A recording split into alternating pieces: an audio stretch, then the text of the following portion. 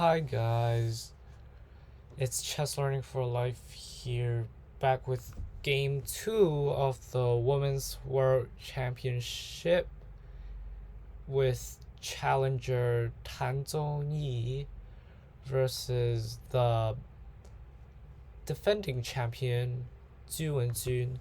So this game it's Tan Zhongyi with white, which wins. But how does she win? Let's figure out. So she starts off with an English opening, a very flexible and creative opening. And this is so-called a reverse Sicilian.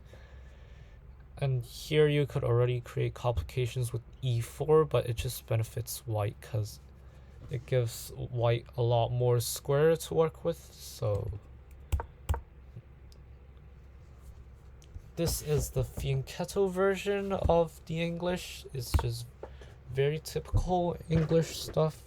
And here you have to take, you can't give black the open center, but a very golden rule, never take twice.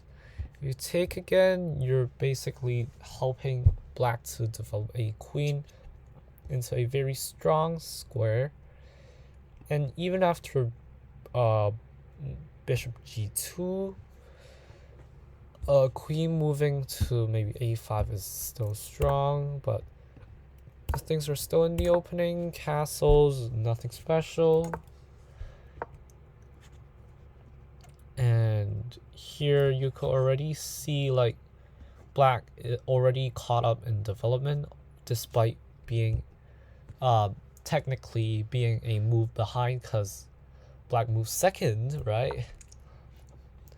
Here h6 is a prophylactic multi-purpose move because it's just when you still don't know if you want to put your bishop here or here or here.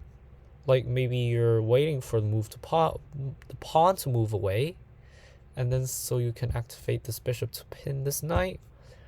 Or maybe you want to target this d3 pawn by maybe pushing and creating a weakness. Or maybe you just want to go to this diagonal and maybe chill around, and or maybe you could fianchetto this bishop to already counteract. So when you haven't decided on anything, why not just play h6, right? Even the computer here says h6 is the best move because you're preventing bishop g5 and you're creating a loft for your king, so you don't need to worry about future back rank problems. h6 takes and bishop d2. Now I'm thinking why not b3 and bishop b2, but wait, but bishop d2, bishop c3. So the computer is also recommending just b3, but it's just a matter of choice. Sooner or later the bishop I think will go to c3, but let's keep going. Yep, bishop c3, and still controlling this diagonal.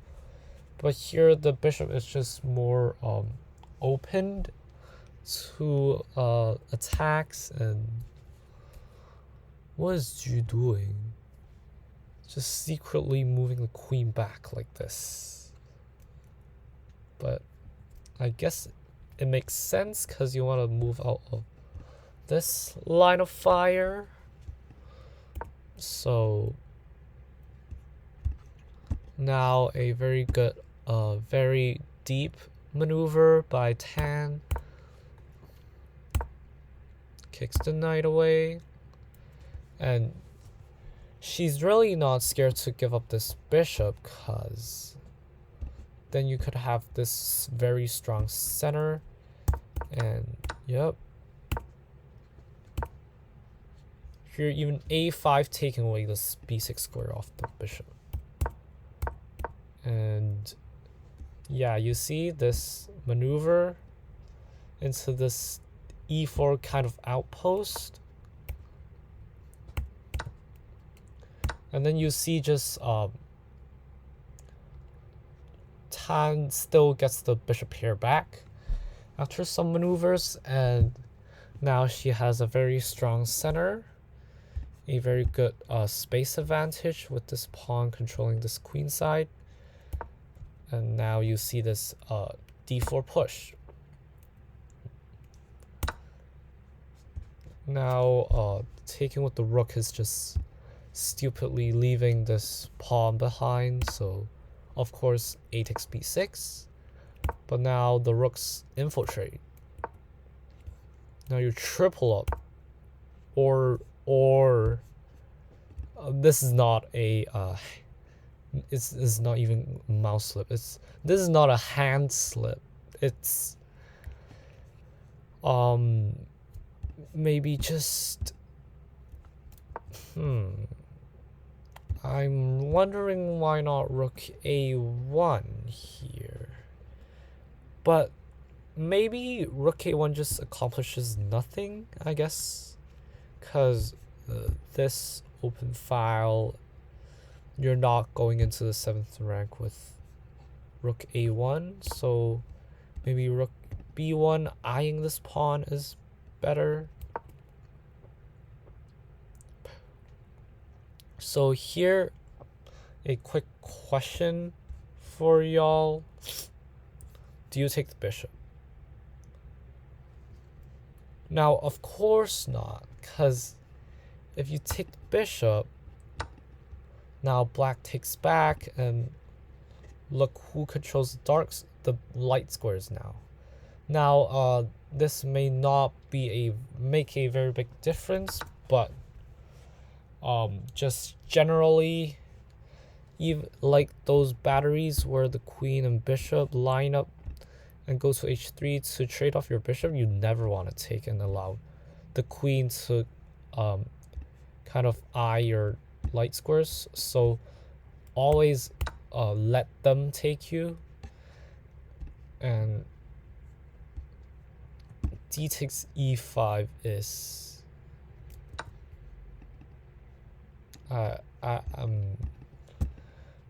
d takes e5 is, I think, offering a queen trade and basically saying that hanging pawns, this pawn structure is called hanging pawns, but the pawns are not hanging, not literally hanging, but this pawn structure is called hanging pawns.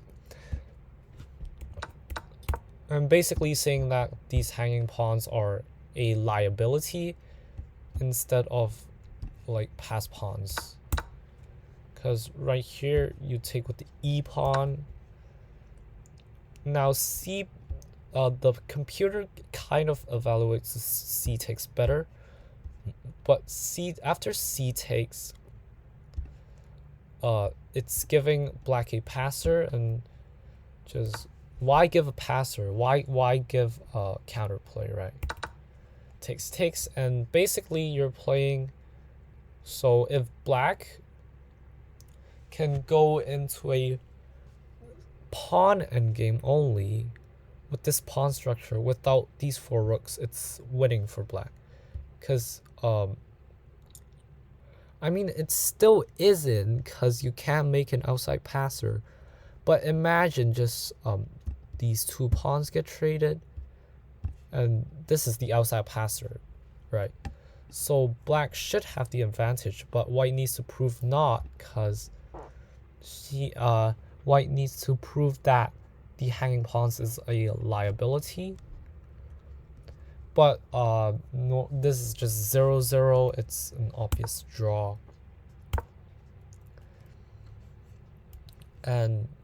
But white is coming in, and maybe you need to go for rook e8, but after takes rook e8, yeah, after takes this pawn is kind of weak, and f4, f5's coming, but it's the king activity is, but this is still the same idea, just you don't want to allow both rooks on the 7th rank. So Tan gets 1 rook on the 7th rank, but things still should be equal. You just need to go g6, king g7, get your king out, f6, and the rook on 7th rank just doesn't really accomplish anything. Now c5 is trying to activate the rook and give himself a outside passer, which principally is good, but the king activity kind of makes a difference. King f8. So here I may argue that rook b8 is better. Just go pawn racing. Maybe king e4, b4, and king d3, and it can't be stopped because b3 and push. So yeah, you have to get your rook back, and now you can activate your king. Right, so this was how to do it, but Ju was low on time, and like this immediately already gives up this pawn, which in principle is not good because you made this asset, right? And now you're just giving it up for one of these pawns. Oops. But if you want to make a draw, this is how to make a draw. So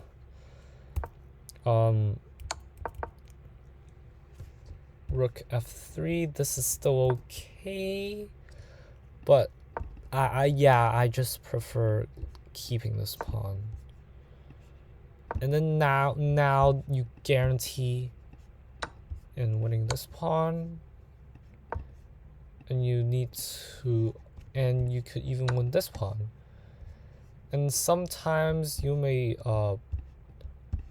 push your pawns and maybe get your king here, sack the rook for the pawn, and sometimes make a draw by that. But instead, Ju rushes with rook f3, gets the rook back to c5 instead of rook b3 for whatever reason, and now this is the blunder. The blunder everyone's talking about, king e8, and I know this move doesn't look wrong, but it's just the mistakes pile up. The rushed rook f3 and choosing rook c5 over rook b3, it just piles up, and now you need precision. h5 is fine, limiting the this expansion, but now you need to find this tactical resource of b4, and then here just rook a5, and again trying to infiltrate, but after king just keeping the king back, and then just trying to trade everything and somehow maybe go into a Philidor, because your king could easily go into the d8 square. But now after king e8, just white is allowed to activate his king, and there's no b4 to activate this rook ideas anymore. And that's why you really had to go rook b3, so you still had like these ideas, but now you just lose pawn for nothing. And now Tan just starts pushing. Now still f6, but you need to be careful. But you could just go the other way. To c5, check, check. And now you lose one more pawn right here. Here you still have to be careful. You don't want to take. Because if you take, there's h4. And this is what I say the only resource is to trade into a loose Philidor position where your king is standing here, right? Therefore, precision still be made. And now a very good resource is just threatening checkmates. And not king c6 right now though, cause you allow the king into the d8 square, right? And here even just rook check and h2, and you're allowing a deflection right here, because like check, king b7, king d7, you get checked, and here there's just no shelter, right? But here just 49 minutes just to figure things out. Gets king d6 and king d7, and now you have shelter, right? Because the rook can't check you.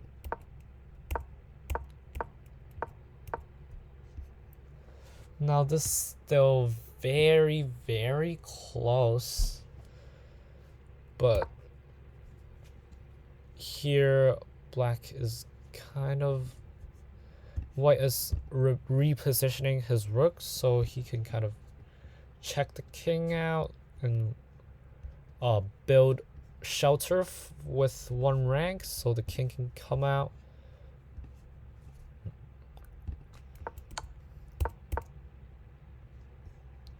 And yeah, just rerouting, eyeing this pawn, and then controlling a file, and this GG's, man.